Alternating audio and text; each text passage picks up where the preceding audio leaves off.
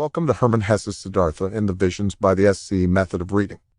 With this you read every word, but I ask you to commit 30 minutes at a stretch, which is half an episode, but preferably watch the whole 60 minutes the way you would an episode of your favorite Netflix show. Trust me, this is like magic. Herman Hesse's Siddhartha is a seminal work which communicated the first parts of Oriental mythology to the West in this incredibly insightful yet simple story. As someone who took many years to develop a reading and spiritual practice, this is something I'm doing to help others who also found it a challenge. I have a bit of a unique technique, and while there is a full speed reading version, this uses a scientific methodology from the Huberman Labs at Stanford, link in the description, that resets your brain every 20 minutes, allowing you to read much quicker and with much less fatigue. I have intentionally kept this slow, though it's still pretty quick. The voices of the narrators will change, as will the pace, as I'm reading it with you and adjusting in real time. Artificial intelligence will only take you so far, and I consider the Visions of the SCE method to be a new art form which is better experienced firsthand than any description I could articulate. Every 20 minutes you're given a 5-minute break. Let your mind relax at those times, make sure your eyes are closed and allow your breath to be relaxed. Focus as much as possible in the 20-minute intervals by keeping your phone on D&D and using headphones. This is essential. Don't try to read the words, all you have to do is follow the blue highlighted word.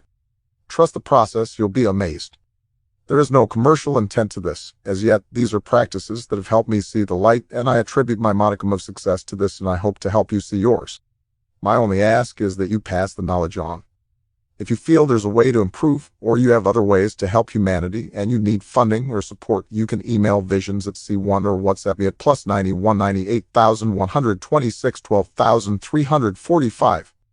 I'm also here for personal advice if you need me. Yes, I'm putting my real cell number there. The privacy boat sailed for me some time ago.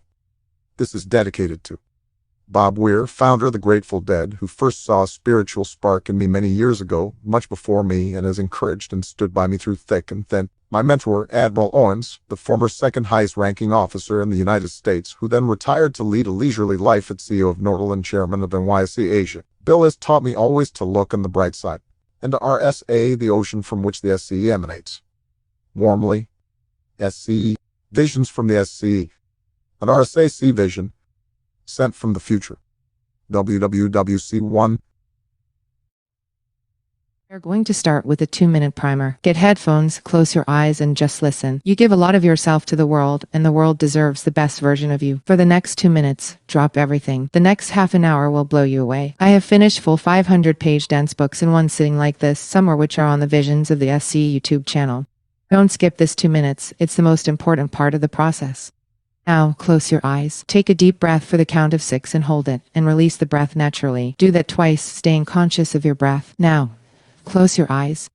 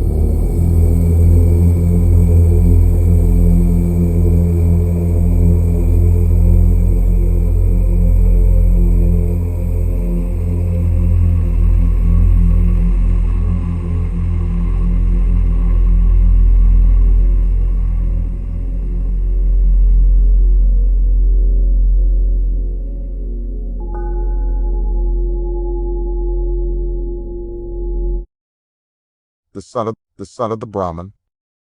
In the shade of the house, in the sunshine of the riverbank near the boats, in the shade of the salwood forest, in the shade of the fig trees where Siddhartha grew up, the handsome son of the Brahmin, the young falcon, together with his friend, Govinda, son of a Brahmin. The sun tanned his light shoulders by the banks of the river when bathing, performing the sacred ablutions, the sacred offerings.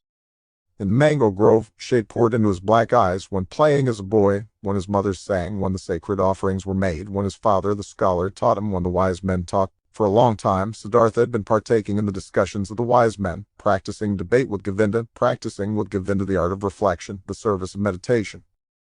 He already knew how to speak the silently, the word of words, to speak it silently into himself while inhaling, to speak it silently out of himself while exhaling, with all the concentration of his soul, the forehead surrounded by the glow of the clear-thinking spirit. He already knew to feel Atman in the depths of his being, indestructible, one with the universe. Joy leapt in his father's heart for his son who was quick to learn, thirsty for knowledge. He saw him growing up to become great wise man and priest, a prince among the Brahmins. Bliss leapt in his mother's breast when she saw him walking, when she saw him sit down and get up. Siddhartha, strong, handsome, he who was walking on slender legs, greeting her with perfect respect. Love touched the hearts of the Brahmins' young daughters when Siddhartha walked through the lanes of the town with the luminous forehead, with the eye of a king, with his slim hips. But more than all the others he was loved by Govinda, his friend, the son of a Brahmin. He loved Siddhartha's eye and sweet voice, he loved his walk and the perfect decency of his movements, he loved everything Siddhartha did and said, and what he loved most was his spirit, his transcendent, fiery thoughts, his ardent will, his high calling. Govinda knew he would not become a common Brahmin, not a lazy official in charge of offerings, not a greedy merchant with magic spells, not a vain, vacuous speaker, not a mean, deceitful priest, and also not a decent, stupid sheep in the herd of the many. No, and he, Govinda, as well did not want to become one of those, not one of those tens of thousands of Brahmins. He wanted to follow Siddhartha the beloved, the splendid. And in days to come, when Siddhartha would become a god, when he would join the glorious, then Govinda wanted to follow him as his friend, his companion, his servant, his spear carrier, his shadow. Siddhartha was thus loved by everyone. He was a source of joy for everybody. He was a delight for them all. But he, Siddhartha, was not a source of joy for himself. He found no delight in himself. Walking the rosy paths of the fig tree garden, sitting in the bluish shade of the grove of contemplation, washing his limbs daily in the bath of repentance, sacrificing in the dim shade of the mango forest, his gestures of perfect decency, everyone's love and joy, he still lacked all joy in his heart. Dreams and restless thoughts came into his mind, flowing from the water of the river, sparkling from the stars of the night, melting from the beams of the sun. Dreams came to him in a restlessness of the soul, fuming from the sacrifices, breathing forth from the verses of the Rig Veda, being infused into him, drop by drop, from the teachings of the old Brahmins. Siddhartha had started to nurse discontent in himself. He had started to feel that the love of his father and the love of his mother and also the love of his friend Govinda would not bring him joy forever and ever, would not nurse him, feed him, satisfy him.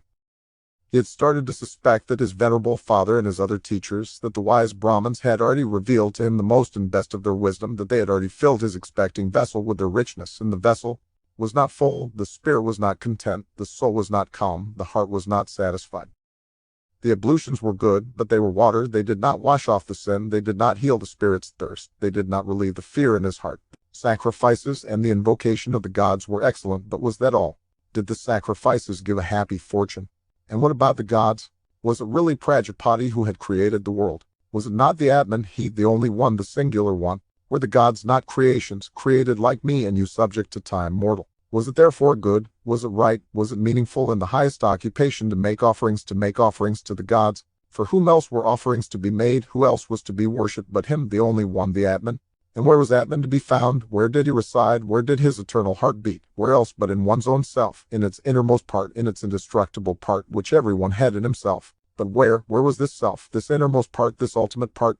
It was not flesh and bone, it was neither thought nor consciousness, thus the wisest ones taught so. Where was it? To reach this place, the self, myself, the Atman, there was another way which was worthwhile looking for. Alas, nobody showed this way, nobody knew it, not the Father, and not the teachers and wise men, not the holy sacrificial songs. They knew everything, the Brahmins and their holy books. They knew everything, they had taken care of everything, and of more than everything, the creation of the world, the origin of speech, of food, of inhaling, of exhaling, the arrangement of the senses, the acts of the gods. They knew infinitely much, but was it valuable to know all of this, not knowing that one and only thing, the most important thing, the solely important thing?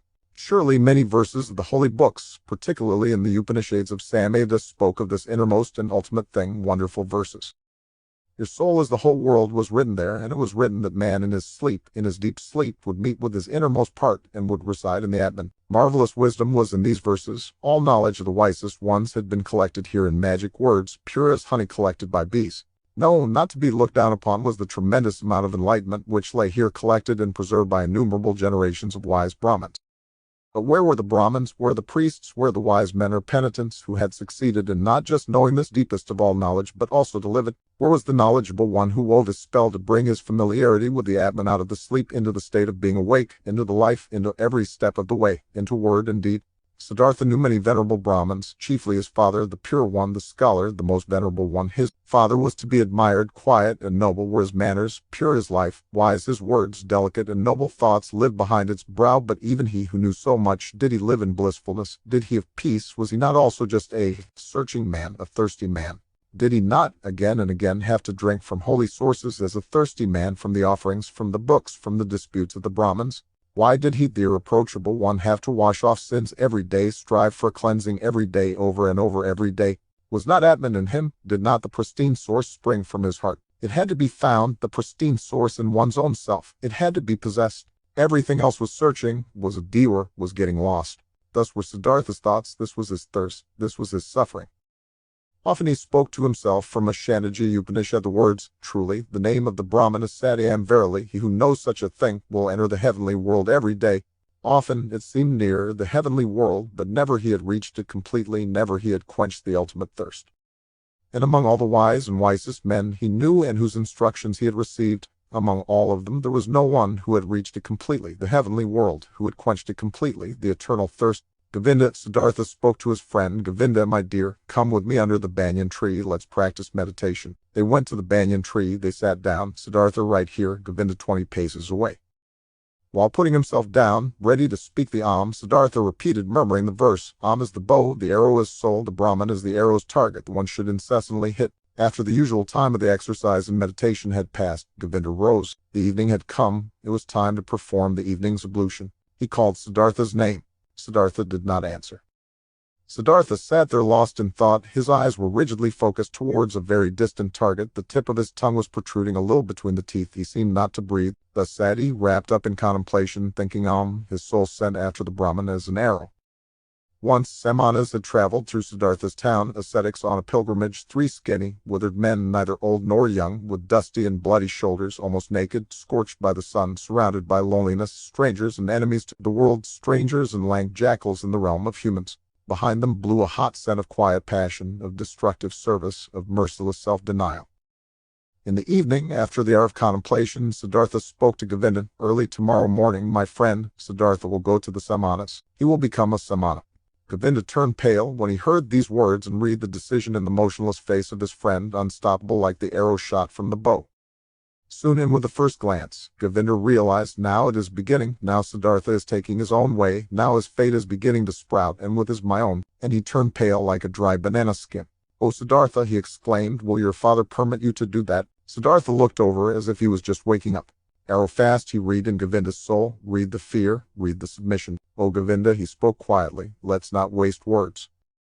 Tomorrow at daybreak I will begin the life of the Samanas. Speak no more of it." Siddhartha entered the chamber, where his father was sitting on a mat of bast, and stepped behind his father and remained standing there until his father felt that someone was standing behind him. Quoth the Brahman, "Is that you, Siddhartha?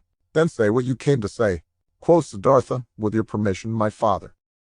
I came to tell you that it is my longing to leave your house tomorrow and go to the ascetics. My desire is to become a Samana. May my father not oppose this." The Brahman fell silent and remained silent for so long that the stars in the small window wondered and changed their relative positions ere the silence was broken. Silent and motionless stood the sun with his arms folded. Silent and motionless sat the father on the mat, and the stars traced their paths in the sky.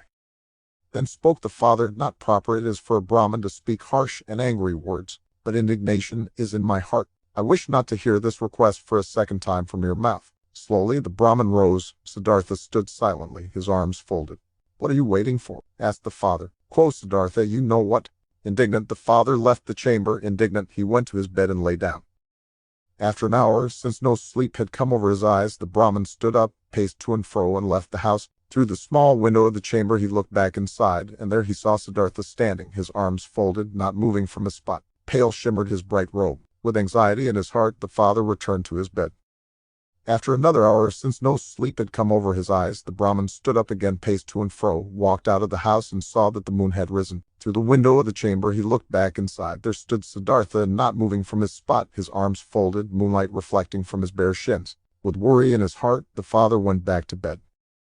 And he came back after an hour, he came back after 2 hours, looked through the small window, saw Siddhartha standing in the moonlight, by the light of the stars in the darkness, and he came back hour after hour, silently. He looked into the chamber, saw him standing in the same place, filled his heart with anger, filled his heart with unrest, filled his heart with anguish, filled it with sadness. And in the night's last hour before the day began, he returned, stepped into the room, saw the young man standing there, who seemed tall and like a stranger to him. Siddhartha, he spoke, what are you waiting for? You know what?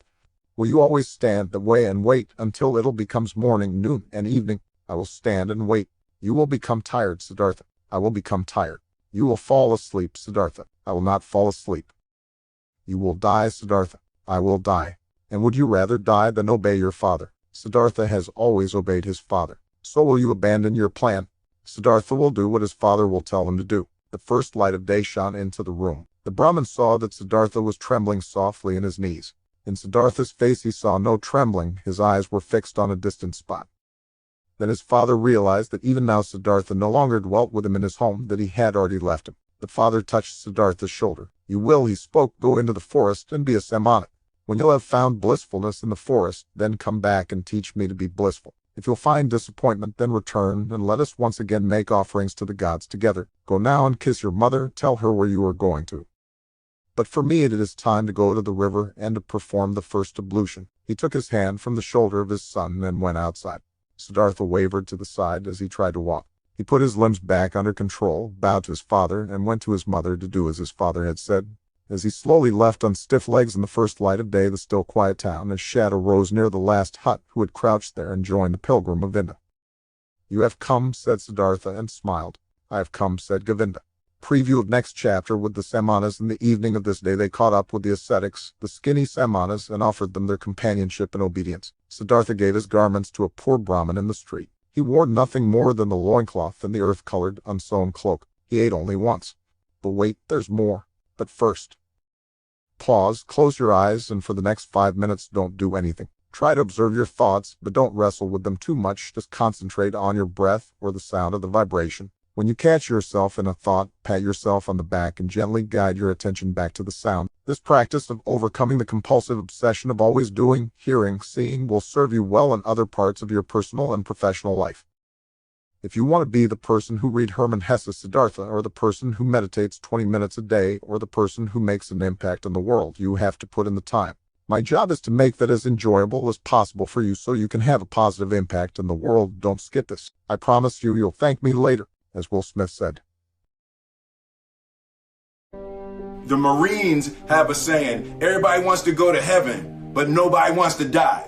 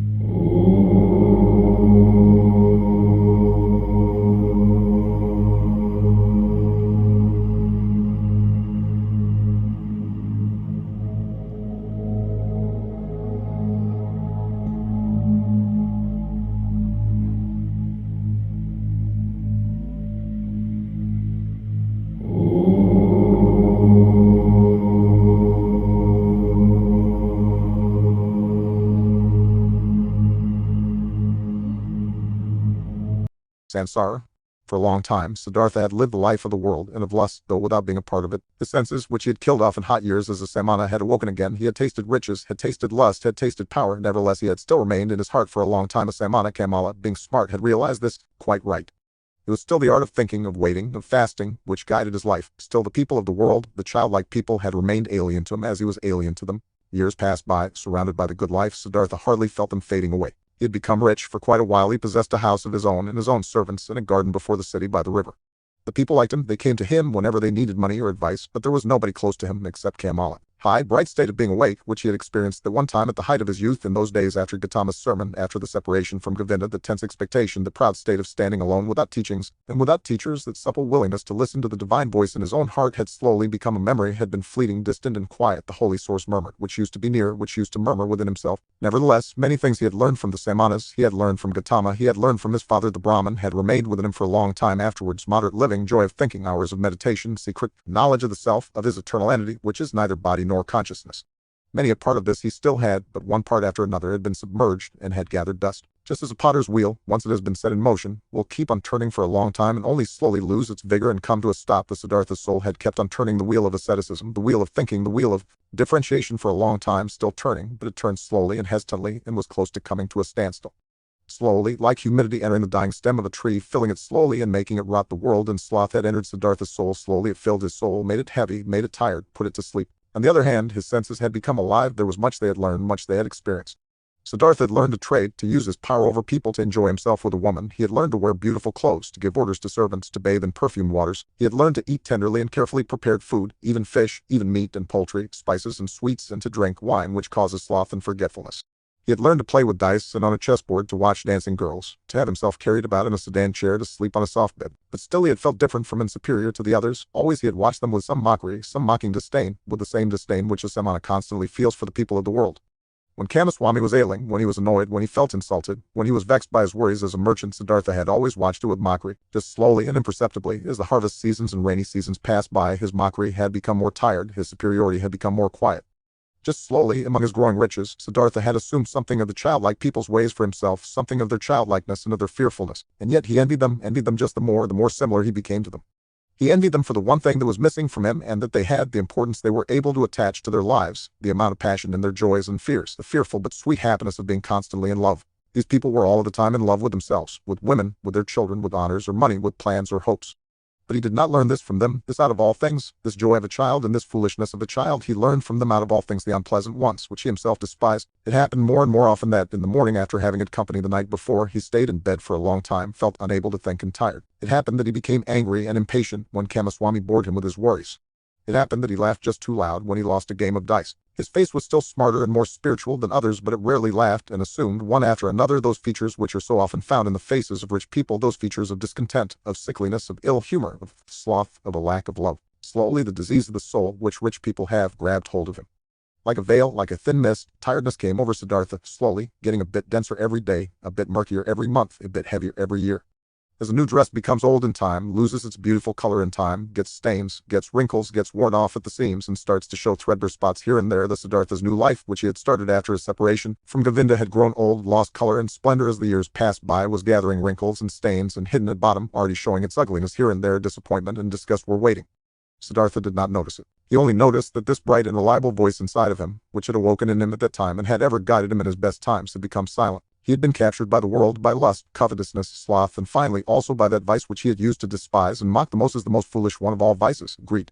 Property, possessions, and riches also had finally captured him. They were no longer a game, and trifles to him had become a shackle and a burden. In a strange and devious way, Siddhartha had gotten into this final and most base of all dependencies by means of the game of dice. It was since the time when he had stopped being a samana in his heart that Siddhartha began to play the game for money and precious things, which he at other times only joined with a smile and casually, as a custom of the childlike people, with an increasing rage and passion. He was a feared gambler. Few dared to take him on, so high and audacious were his stakes. He played the game due to a pain of his heart. Losing and wasting his wretched money in the game brought him an angry joy, and no other way he could demonstrate his disdain for wealth, the merchant's false god, more clearly and more mockingly. Thus he gambled with high stakes and mercilessly, hating himself, mocking himself, won thousands, threw away thousands, lost money, lost jewelry, lost a house in the country, won again, lost again. That fear, the terrible and petrifying fear which he felt while he was rolling the dice, while he was worried about losing high stakes, that fear he loved and sought to always renew it, always increase it, always get it to a slightly higher level. For in this feeling alone he still felt something like happiness, something like an intoxication, something like an elevated form of life in the midst of this saturated, lukewarm, dull life. And after each big loss, his mind was set on new riches, pursued the trade more zealously, forced his debtors more strictly to pay, because he wanted to continue gambling, he wanted to continue squandering, continue demonstrating his disdain of wealth. Siddhartha lost his calmness when losses occurred, lost his patience when he was not paid on time, lost his kindness towards beggars, lost his disposition for giving away and loaning money to those who petitioned him. He, who gambled away tens of thousands at one roll of the dice and laughed at it, became more strict and more petty in his business, occasionally dreaming at night about money. And whenever he woke up from this ugly spell, whenever he found his face in the mirror at the bedroom's wall to have aged and become more ugly, whenever embarrassment and disgust came over him, he continued fleeing into a new game, fleeing into a numbing of his mind brought on by sex, by wine, and from there he fled back into the urge to pile up and obtain possessions. In this pointless cycle he ran, growing tired, growing old, growing ill. Then the time came when a dream warned him. He had spent the hours of the evening with Kamala in her beautiful pleasure garden. They had been sitting under the trees, talking, and Kamala had said thoughtful words, words behind which his sadness and tiredness lay hidden. She had asked him to tell her about Gautama and could not hear enough of him, how clear his eyes, how still and beautiful his mouth, how kind his smile, how peaceful his walk had been. For a long time he had to tell her about the exalted Buddha, and Kamala had sighed and had said, one day, perhaps soon, I'll also follow the Buddha. I'll give him my pleasure garden for a gift and take my refuge in his teachings. But after this, she had aroused him and had tied him to her in the act of making love with painful fervor, biting, and in tears, as if, once more, she wanted to squeeze the last sweet drop out of this vain, fleeting pleasure. Never before it had become so strangely clear to Siddhartha how closely lust was akin to death. Then he had lain by her side, and Kamala's face had been close to him, and under her eyes and next to the corners of her mouth he had, as clearly as never before, read a fearful inscription, an inscription of small lines, of slight grooves, an inscription reminiscent of autumn and old age, just as Siddhartha himself, who was only in his 40s, had already noticed, here and there, gray hairs among his black ones. Tiredness was written on Kamala's beautiful face, tiredness from walking a long path, which has no happy destination, tiredness in the beginning of withering, and concealed, still unsaid, perhaps not even conscious anxiety, fear of old age, fear of the autumn, fear of having to die. With a sigh he had bid his farewell to her, the soul full of reluctance and full of concealed anxiety. Then Siddhartha had spent the night in his house with dancing girls and wine, had acted as if he was superior to them towards the fellow members of his caste, though this was no longer true, had drunk much wine and gone to bed a long time after midnight, being tired and yet excited, close to weeping in despair, and had for a long time sought to sleep in vain, his heart full of misery which he thought he could not bear any longer, full of a disgust which he felt penetrating his entire body like the lukewarm, repulsive taste of the wine, the just too sweet, dull music, the just too soft smile of the dancing girls, the just too sweet scent of their hair and breasts. But more than by anything else he was disgusted by himself, by his perfumed hair, by the smell of wine from his mouth, by the flabby tiredness and listlessness of his skin. Like when someone who has eaten and drunk far too much vomits it back up again with agonizing pain, and is nevertheless glad about the relief, thus this sleepless man wished to free himself of these pleasures, these habits, and all of this pointless life and himself, in an immense burst of disgust. Not until the light of the morning, and the beginning of the first activities in the street before his city house, he had slightly fallen asleep, had found for a few moments a half-unconsciousness, a hint of sleep. In those moments he had a dream. Kamala owned a small, rare singing bird in a golden cage. Of this bird he dreamt. He dreamt this bird had become mute, who at other times always used to sing in the morning, and since this rose his attention, he stepped in front of the cage and looked inside. There the small bird was dead and lay stiff on the ground.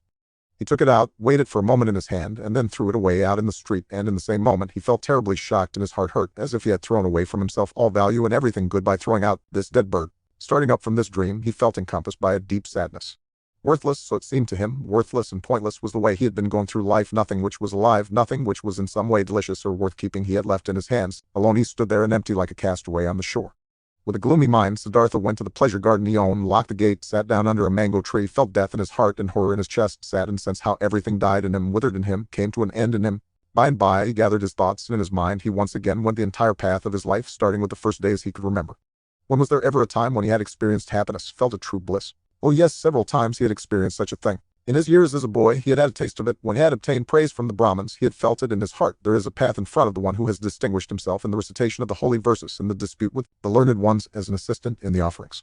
Then he had felt it in his heart. There is a path in front of you. You are destined for. The gods are awaiting you. And again, as a young man, when the ever-rising, upward fleeing goal of all thinking had ripped him out of and up from the multitude of those seeking the same goal, when he wrestled in pain for the purpose of Brahman, when every obtained knowledge only kindled new thirst in him, then again he had, in the midst of the thirst, in the midst of the pain, felt this very same thing. Go on. Go on. You are called upon. He had heard this voice when he had left his home and had chosen the life of the Samana, and again when he had gone away from the Samanas to that perfected one, and also when he had gone away from him to the uncertain. For how long had he not heard this voice any more? For how long had he reached no height any more? How even and dull was the manner in which his path had passed through life for many long years, without a high goal, without thirst, without elevation. content with small lustful pleasures and yet never satisfied. For all of these with small lustful pleasures and yet never satisfied. For all of these many years, without knowing it himself, he had tried hard and longed to become a man like those many, like those children, and in all this, his life had been much more miserable and poorer than theirs, and their goals were not his, nor their worries. After all, that entire world of the Kamaswami people had only been a game to him, a dance he would watch, a comedy.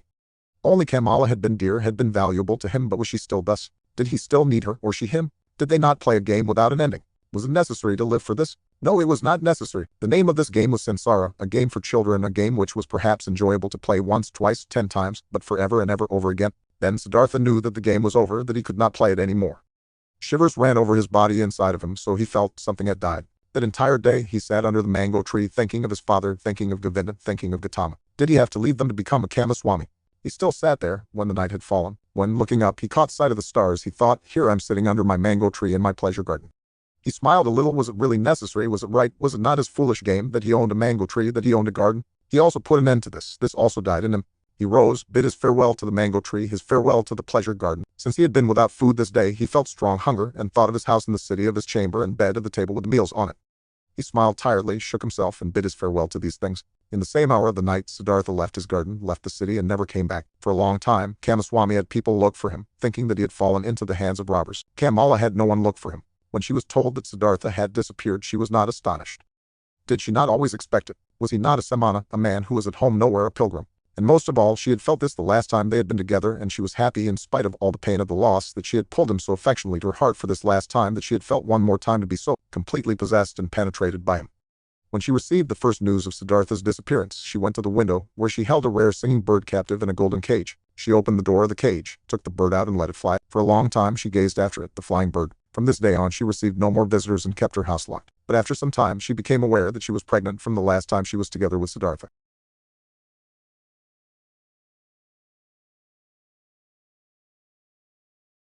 Somewhere behind the things, there were in them, in everything.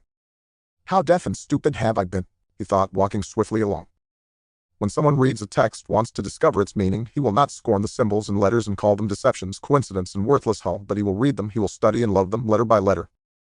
But I, who wanted to read the book of the world and the book of my own being, I have, for the sake of a meaning I had anticipated before, scorned the symbols and letters. I called the visible world a deception, called my eyes and my tongue coincidental and worthless forms without substance. No, this is over. I have awakened. I have indeed awakened, and have not been born before this very day. In thinking these thoughts, Siddhartha stopped once again, suddenly, as if there was a snake lying in front of him in the path. Because suddenly he had also become aware of this, he, who was indeed like someone who had just woken up, or like a newborn baby, he had to start his life anew and start again at the very beginning. When he had left him this very morning from the grove Jetavana, the grove of that exalted one, already awakening, already on the path towards himself, he had every intention, regarded as natural, and took for granted that he, after years as an ascetic, would return to his home and his father.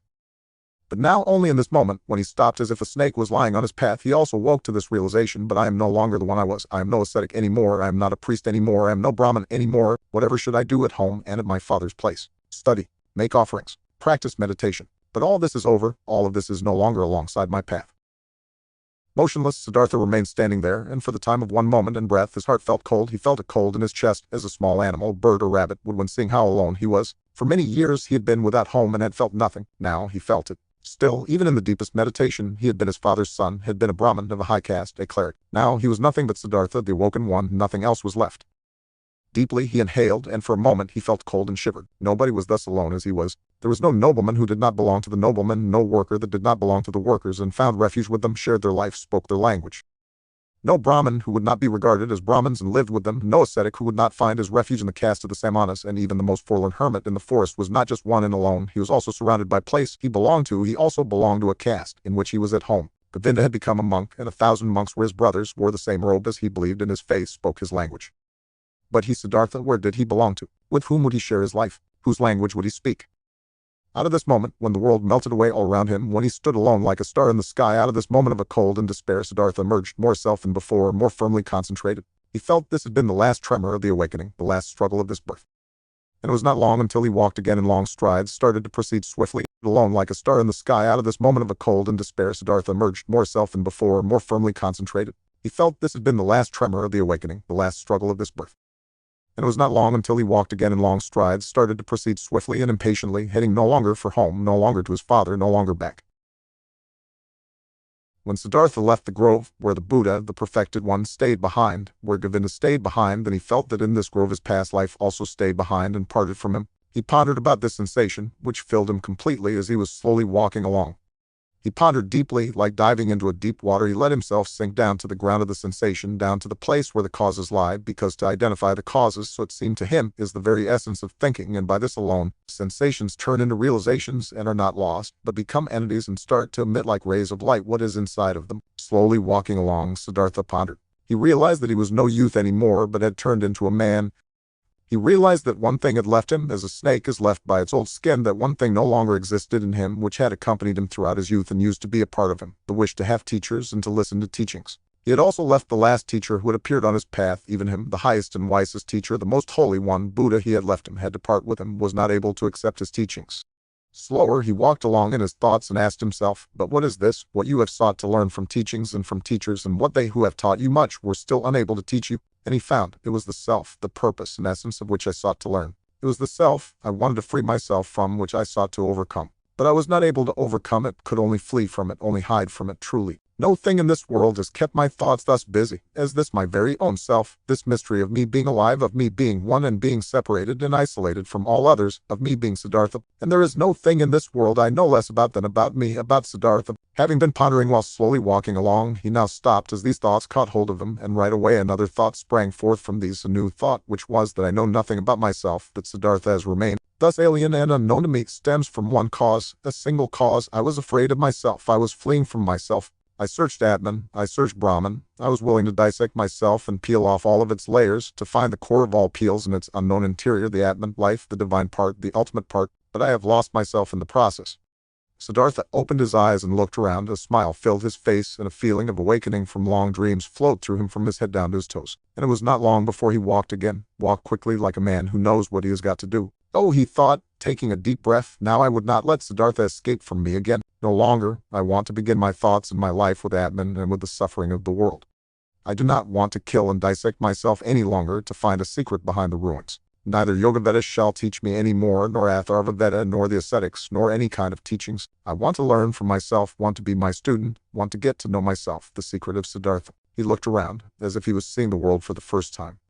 Beautiful was the world, colorful was the world, strange and mysterious was the world. Here was blue, here was yellow, here was green, the sky and the river flowed, the forest and the mountains were rigid, all of it was beautiful, all of it was mysterious and magical, and in its midst was he, Siddhartha, the awakening one, and the path to himself.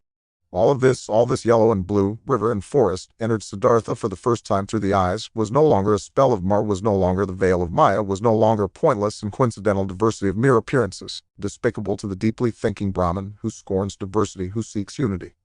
Blue was blue, river was river, and if also in the blue and the river and Siddhartha, the singular and divine lived hidden, so it was still that very divinity's way and purpose to be here yellow, here blue, there sky, there forest, and here Siddhartha.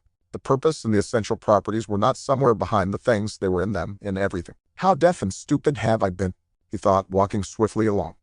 When someone reads a text, wants to discover its meaning, he will not scorn the symbols and letters and call them deceptions, coincidence, and worthless hull, but he will read them, he will study and love them, letter by letter.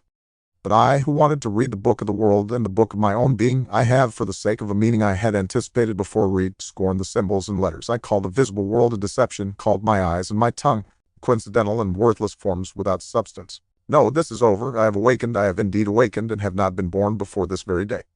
In thinking these thoughts, Siddhartha stopped once again, suddenly, as if there was a snake lying in front of him in the path, because suddenly he had also become aware of this. He, who was indeed like someone who had just woken up, or like a newborn baby, he had to start his life anew and start again at the very beginning. When he had left him this very morning from the grove Jetavana, the grove of that exalted one, already awakening, already on the path towards himself, he had every intention, regarded as natural and took for granted, that he, after years as an ascetic, would return to his home and his father. But now, only in this moment, when he stopped as if a snake was lying on his path, he also woke to this realization: but I am no longer the one I was. I am no ascetic anymore. I am not a priest anymore. I am no Brahmin anymore. Whatever should I do at home and at my father's place? Study, make offerings, practice meditation. But all this is over, all of this is no longer alongside my path. Motionless, Siddhartha remained standing there, and for the time of one moment and breath his heart felt cold. He felt a cold in his chest, as a small animal, bird or rabbit, would when seeing how alone he was. For many years he had been without home and had felt nothing. Now he felt it. Still, even in the deepest meditation, he had been his father's son, had been a Brahmin of a high caste, a cleric. Now he was nothing but Siddhartha, the awoken one, nothing else was left. Deeply he inhaled, and for a moment he felt cold and shivered. Nobody was thus alone as he was. There was no nobleman who did not belong to the noblemen, no worker that did not belong to the workers and found refuge with them, shared their life, spoke their language. No Brahmin who would not be regarded as Brahmins and lived with them, no ascetic who would not find his refuge in the caste of the Samanas, and even the most forlorn hermit in the forest was not just one and alone, he was also surrounded by place he belonged to, he also belonged to a caste in which he was at home. Govinda had become a monk, and 1,000 monks were his brothers, wore the same robe as he believed in his faith, spoke his language. But he, Siddhartha, where did he belong to? With whom would he share his life? Whose language would he speak? Out of this moment, when the world melted away all around him, when he stood alone like a star in the sky, out of this moment of a cold and despair, Siddhartha emerged, more self than before, more firmly concentrated. He felt this had been the last tremor of the awakening, the last struggle of this birth. And it was not long until he walked again in long strides, started to proceed swiftly and impatiently, heading no longer for home, no longer to his father, no longer back.